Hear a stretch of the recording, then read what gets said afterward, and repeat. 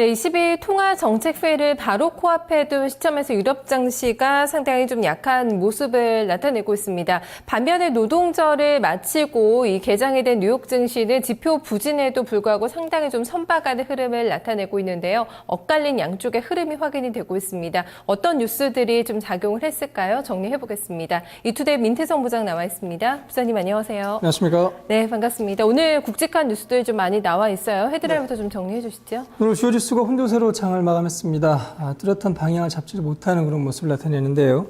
일단 오늘 발표된 주요 지표는 전반적으로 기대에 미치지 못했습니다. 특히 제조업종에 대한 우려가 커졌습니다. 업종을 대표하는 제조업 지수가 3개월 연속 위축 국면을 면치 못한 것으로 밝혀졌고요. 투자기관들 역시 증시에 대해서는 신중한 입장을 이어가고 있습니다. 골드만삭스는 앞으로 10일 내에 증시가 급락할 수 있다라고 전망을 하기도 했습니다. 애플은 아이폰 5를 12일 공개하기로 공식적으로 발표했고요. 출시는 12일이 이력시되고 있습니다. 주가는 상승세로 장을 마감했습니다. 상품 시장은 여전히 연준의 3차 양적 완화에 대한 기대감을 나타내고 있는데 금값은 강세를 이어갔습니다. 네, 미국 제조업 지표가 발표가 됐습니다. 예상치보다 안 좋게 나왔죠? 네, 그렇습니다. ISM이 8월 제조업 지수를 공개했는데 49.6을 기록하는 데 그쳤습니다. 3개월 연속 위축 국면을 면치 못했고요. 예상치가 50이었는데 예상에도 미치지 못했고 7월 달에 기록했던 49.8을 밑도는 수치가 기록을 했습니다. 2009년 7월 이후에 가장 낮은 수치까지 밀렸는데요. 항목별로 살펴보면 제품 가격 지수 정도만 전월 대비 상승했고 신규 주문 지수와 고용 지수가 모두 전월 대비 하락세를 면치 못했습니다. 아메리프라이즈 파이낸셜은 제조업이 정체됐다라는 평가를 내놨고요. 소비 개선이 힘입어서 안정 국면을 보였지만 여전히 위험한 수준이다라고 평가하게 됐습니다. 네, 미국의 제조업 지표가 상당히 좀 안 좋았습니다. 전반적인 세계 제조업 경기가 활기를 잃어가고 있는 것 같은데요. 중국과 유럽 쪽도 상황이 마찬가지죠? 네, 그렇습니다. 세계 경제가 회복의 갈 길이 바쁩니다만 제조업종이 발목을 잡을 가능성이 커지고 있습니다. 어제 마켓이 8월 유로존 제조업 구매 관리자 지수를 발표했었는데 역시 기대에 미치지 못했었고요. 잠정치가 49.3이었는데 45.1로 떨어졌습니다. 10개월 연속 위축 국면을 면치 못했고 중국의 제조업 지수 역시 약세를 지속했었습니다.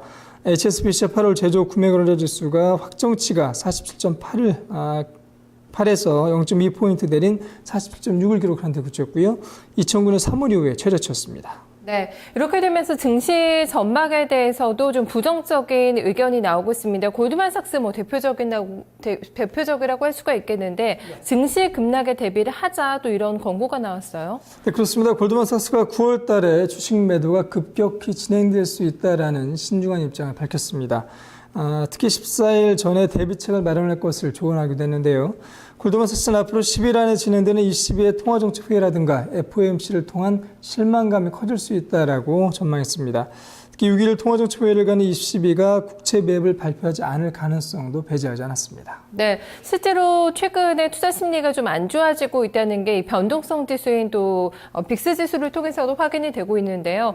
골드만삭스뿐만 아니라 다른 증권사에서도 이전보다는 조금 좀 신중한 입장을 나타내고 있죠. 네, 그렇습니다. 투자기관들은 유럽 중채무국의 금리가 다시 최근에 오르고 있다는 사실을 주목하고 있고요. 말씀하신 것처럼 시카고 옵션 거래소에서 거래되는 변동성 지수 BIX 지수가 상승하고 있다는 부분에도 주목을 하고 있습니다.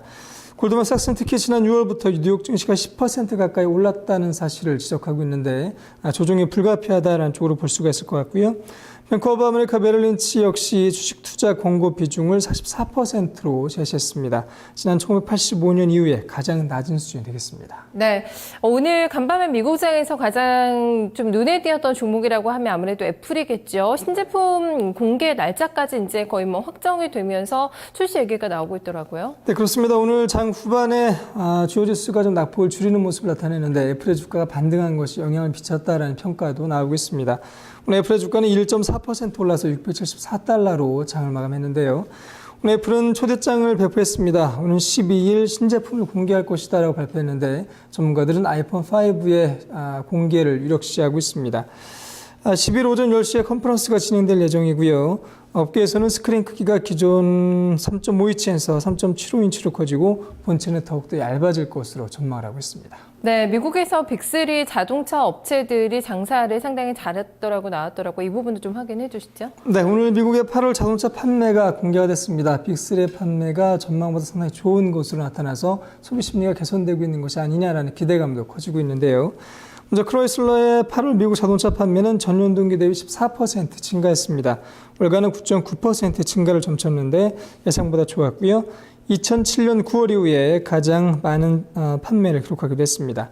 포드 역시 전년 동기 대비 10.6% 증가한 판매 기록을 내놨습니다. 역시 전망치가 9.9%였는데 예상보다 좋았고요. GM은 월가 예상한 3% 증가를 3배 이상 웃도는 10.1%의 판매 증가세를 기록했다라고 발표했습니다. 네, 마지막으로 상품 시장 동향도 한번 좀 짚어보도록 하겠습니다. 여전히 연준의 추가 양적 완화에 대한 기대감이 살아있는 것 같습니다. 금값이 계속 오르고 있죠. 네, 앞서서 미국의 주요 제조업 지표가 기대에 미치지 못했다는 소식을 전해드렸는데요. 상품 시장에서는 연준의 추가적인 양적 완화에 대한 기대감이 여전히 이어지고 있습니다. 특히 금값의 강세가 상당히 오랜 동안 지속되고 있다는 평가를 받고 있습니다. 오늘 금 12월 인더분 선물 가격은 0.5% 올랐습니다. 1696달러로 장을 마감했고요. 지난 3월 중순 이후에 최고치가 되겠습니다. 특히 장중에는 1701.60달러까지 오르면서 1700달러 선을 상회하기도 했습니다. 오늘 발표됐던 제조업 지표가 악화됐다는 소식 영향을 미친 것으로 보이고요. 은 선물 가격 역시 올랐습니다. 12월 인더분 가격이 3.1% 올라서 31.41달러를 기록했고요. 은값은 올 들어서 이미 15% 상승한 상태입니다. 네, 알겠습니다. 오늘 말씀 고맙습니다. 감사합니다. 네, 해외 시장의 마감 동향 자세하게 조금 더 들여다보겠습니다.